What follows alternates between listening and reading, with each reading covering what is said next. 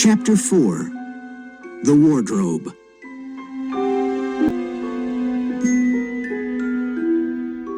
Nick's room was the perfect place to plan things. Let's find out more about Mr. O'Nell, said Bill. Where did he live? I'll look it up in the phone directory, said Michelle. Here it is. His address was 1857 Stockton Street. That's behind the port. Let's try and get into his house. But I'm sure the police already went there, said Nick. Yeah, but perhaps they didn't examine everything, said Bill. Let's go there after dark with our flashlights. When? asked Nick excitedly. How about Tuesday after dinner? said Bill. When the school bell rang at 3:30 p.m. on Tuesday afternoon, Bill, Michelle, and Nick hurried home. They did some homework and met at 7. It was a windy autumn evening. They walked to the old part of town, and Peter O'Nell's house appeared behind some tall trees. It was a white wooden house with a brown roof and a small garden. They were surprised to see his dog sitting outside the door.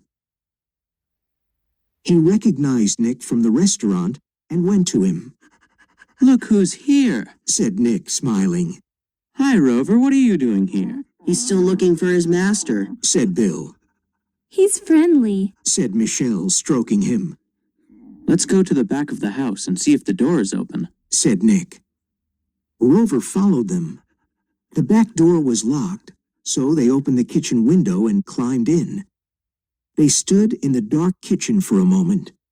Everything was silent. We're in Mr. O'Nell's house, said Bill. This is weird. Let's start looking for clues, said Michelle.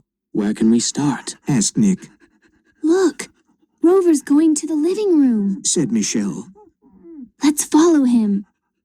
The living room was small, and there were 2 armchairs near the window. There was a big color photograph of O'Nell and his dog on a small table. Michelle looked at the photograph. It was probably taken on his boat in the summer.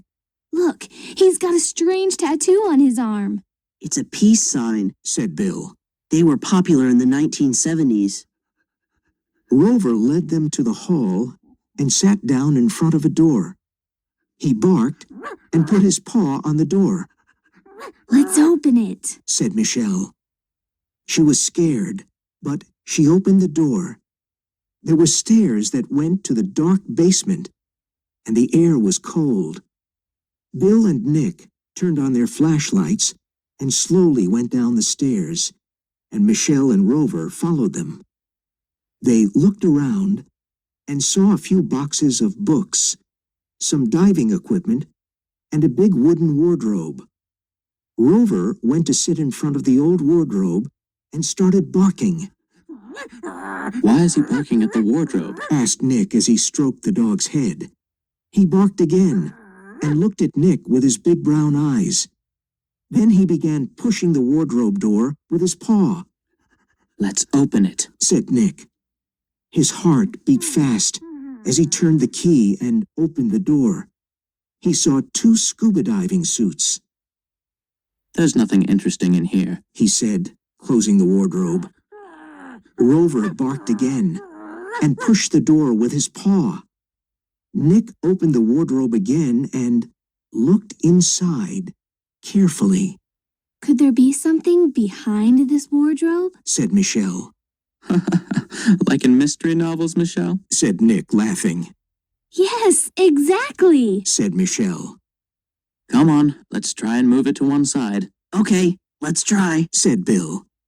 The wooden wardrobe was very heavy, but they were able to move it a bit. Rover was right. There was a small opening to a tiny room.